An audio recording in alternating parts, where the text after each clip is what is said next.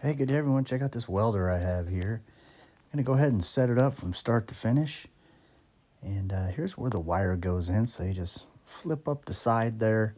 And this is using a small spool.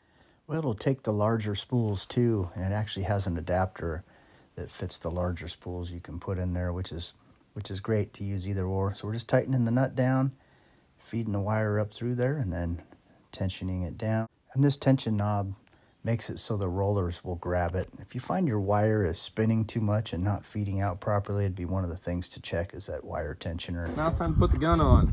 Gun, nipples in the ports, nipples in the ports. Gotta push it on pretty hard.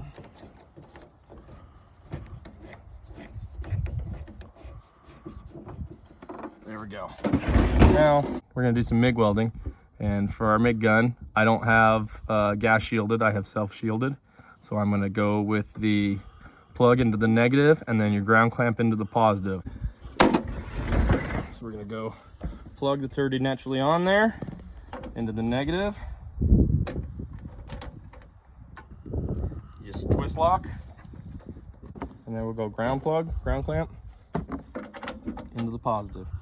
And that's what it says from the manufacturer. So, and we're gonna turn her on. She's already plugged in, 220. I've got it on 20 amps. There we go. 63 volts, 250 amps. Dial it up to your heat, that's really high.